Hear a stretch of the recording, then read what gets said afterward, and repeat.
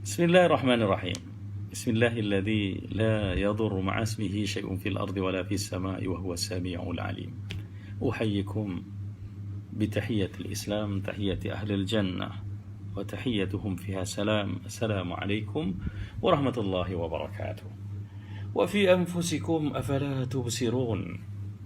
Pada diri kamu, mengapa tidak kamu perhatikan? Kaum muslimin yang berbahagia, dalam menjalani kehidupan di fasa perintah kawalan pergerakan ini, ada di kalangan kita yang begitu tertekan, ya, bosan, merasa dalam kepayahan, ya, ada yang terpaksa menghadapi, dan malah ada yang melakukan tindakan-tindakan yang merugikan, malah mengancam keselamatan diri dan keluarga. Sebenarnya kita perlukan sesuatu untuk menjadi kuat, menjadi tangkal dalam jiwa kita untuk menghadapi hari-hari yang sebegini rupa. Mari kita lihat sebuah hadis Nabi sallallahu alaihi wasallam yang pernah memandu kita untuk menghargai detik-detik ini, kerana di sana rupanya ada sesuatu yang Allah ingin anugerahkan kepada kita semua.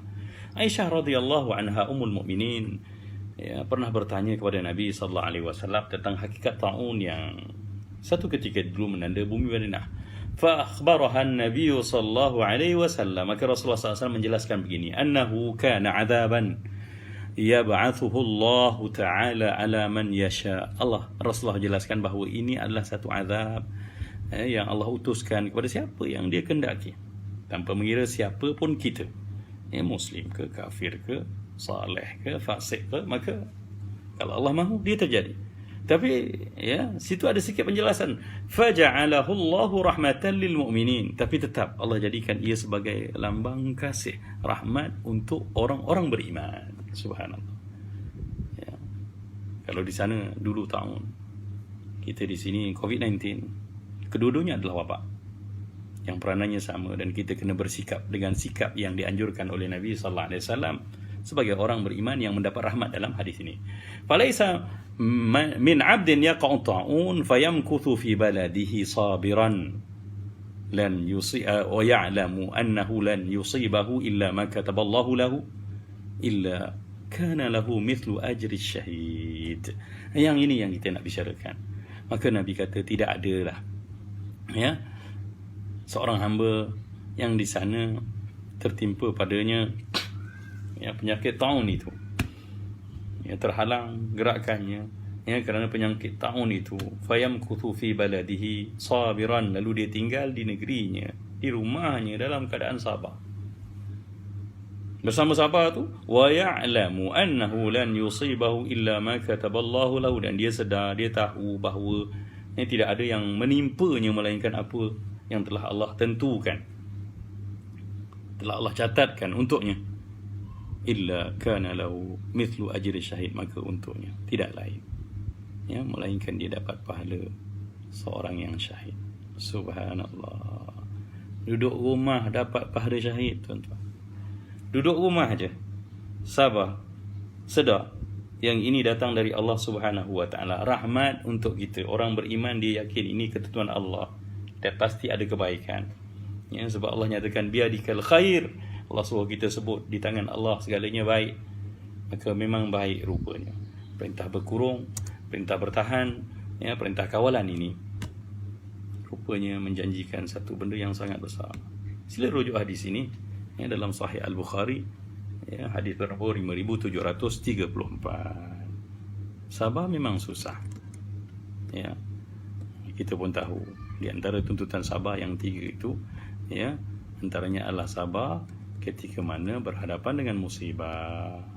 Dan kerana itu Allah janjikan bahawa apa yang kita lalui ini perlu dibantu dengan ayat-ayat suci Al-Quran agar kita sedar apa yang kita lalui ini ada pedoman. Dan kalau musibah tu masih berbentuk di dunia, Allah nyatakan ia satu kepastian. Setiap orang yang tinggal di dunia dia pasti diuji. Tempat dunia ni memang negara diuji, dan kita tak akan tahu siapa diri kita melainkan kita telah diuji. Dan nisbah ujian tu berbanding akhirat Allah kata sikit. Mari kita tengok dalam Al-Baqarah ayat 155. Allah kata wala nabluwannakum bi syai'im minal khawfi wal ju'. Dan sungguh pasti kami akan uji kamu semua. Tak cukup dengan lamu taukid, ya, wala na, ya, dan pasti Allah tambah lagi, nabluwannakum, ada nun taukid thaqilah, pasti sungguh, artinya confirm kita ni semua akan diuji. Tapi bila mana Allah sebut pasti diuji, Allah pujuk kita dengan satu ungkapan bisyai minal khawf, dengan sedikit, ya, daripada ketakutan. Sedikit je. Sedikit ni nisbah dengan dunia berbanding akhirat, ya, sebab ketakutan di akhirat tidak ada siapa yang peduli lagi. Yauma yafirrul mar'u min akhihi wa ummihi wa abihi wa sahibatihi wa bani likulli imri'in minhum yauma idzin sya'nu yughni. Pada hari akhirat semua orang lari pada mak ayah, sahabat baik, kita semua tak siapa peduli siapa. Sebab apa? Likulli imri'in minhum yauma idzin sya'nu yughni. Pada hari itu semua orang ada urusan besar yang menguasai diri dia. Fikir aku ni selamat ke tak? Artinya kepayahan kat dunia ni, walaupun berlaku ketakutan, al-khawf wal-ju', kelaparan, Allah nisbahkan sedikit. Sedikit sabarlah. Ya, duduklah kat rumah. Ya, yang payah sangat tu kenapa? Dahlah sikit, ya, masih boleh makan, masih boleh selesa, tengok TV, dan boleh baca Quran, masih boleh baca buku, beraktiviti. Ada yang main dengan anak-anak, main, ya, benda bertepuk-tepuk dengan isteri tu pun buatlah apa-apa. Ya, memang ada sedikit ketekanan, tapi itu sedikit sangat berbanding kepayahan nanti di akhirat. Ya, dan kalau keluar kena sebat dengan polis pun sikit sangat berbanding kena rembat dengan malaikat dalam neraka nanti, wal'iyadzubillah. Sedikit daripada ketakutan dan kelaparan. Wa naqsim minal amwali wal anfusi wath thamarat, dan kekurangan daripada harta, ya, dan jiwa. Artinya jiwa kita makin menurun motivasinya, ya, harta kita makin hari makin berkurang, walaupun dijanjikan dengan, ya, insentif yang berbagai daripada kerajaan, kita tetap tidak tenang. Tapi itu standard, ya, itulah kehidupan dunia. Wath thamarat, ya, buah-buahan, makanan-makanan. Tapi di hujungnya Allah pujuk wabasyiris sabirin, berilah kabar gembira pada orang yang sabar. Tuan-tuan, kita sabar ke kita tak sabar? Situasinya begini. Maka orang yang sabar ni dia dapat dua keuntungan. Sebab apa? Ya, dia dapat pahala yang besar dari sisi Allah Subhanahu wa taala, di samping rahmat Allah Subhanahu wa taala, kasihnya. Ya, di dunia dia dapat pahala ganjaran, di akhirat dia dapat naungan kasih Allah Subhanahu wa taala, dan jadi syurga pada Allah Subhanahu wa taala. Jadi sedikit, ya, kepayahan dunia, dahlah sedikit kat dunia ni, bersama dengan sabar, bersama dengan sedar, ya, ini ketentuan Allah Subhanahu wa taala, lalu kita patuh dan akur, ya, fayamkuthu fi baitihi sabiran, lalu kita kekal duduk kat rumah ni dalam keadaan sabar, maka untuk kita falahu ajrul syahid, untuk kita pahala mati syahid. Subhanallah.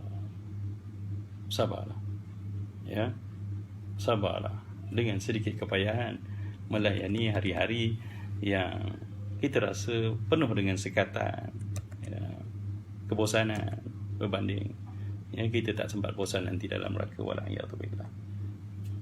Jadi kan itulah, ya, Ibn Battal pernah memujuk kita agar kita jangan rugi bila mana berada dalam musibah. Sebab sepatutnya orang beriman dia beruntung ketika mana berada musibah. Sebab Allah tak pernah jadikan, ya, satu benda dalam kehidupan dunia orang beriman ni benda yang sia-sia. Subhanaka ma khalaqta hadza batila. Kena selalu sebut, Maha suci Engkau ya Allah, Engkau tidak ciptakan semua ini sia-sia. Malah semuanya berencana dan, ya, mengundang manfaat yang sangat besar pada kehidupan orang beriman. Kita ni sebenarnya, kata Al-Khattabi, annal mar'a la yu'jar 'ala al-musibah, bahawa kita ni bukan diberi pahala di atas musibah tu. Sebab once dapat musibah tak dapat pahala lagi, ya, li'anna laysat min sun'in. Kenapa? Musibah bukan datang dari usaha kita, bukan kerja kita, bukan perbuatan kita. Wa inna ma yu'jaru 'ala husni tathabbutihi, ya, wa jamili sabrih. Tapi kita ni diberi pahala ganjaran di atas apa? Ya, eloknya ketabahan, keteguhan jiwa kita bersama dengan keimanan pada Allah dan keindahan sabarnya.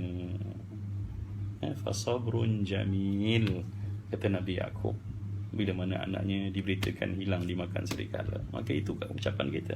Sabar tu indah. Memang sabar susah, tapi siapa yang pernah bersabar dan nampak hakikat sabar dan faham hakikat sabar, maka dia akan nampak keindahan sabar.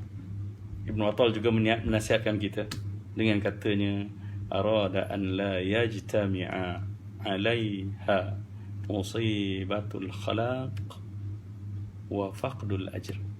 Ya, Allah Subhanahu wa ta'ala mahu agar dengan ayat-ayat yang Allah pujuk kita ini, ya, supaya tidak terhimpun kepada kita dua bencana. Ya, Allah suruh kita sabar, suruh kita faham bahawa ini sedikit dan inilah realiti hidup di dunia. Ya, dalam ayat 155 Al-Baqarah yang kita bacakan tadi, agar kita tahu, ya, dan kita tidak melakukan, ya, suatu benda yang merugikan kita, dan supaya tidak berhimpun kepada kita dua kerugian, iaitu dia apa? Musibatul halak.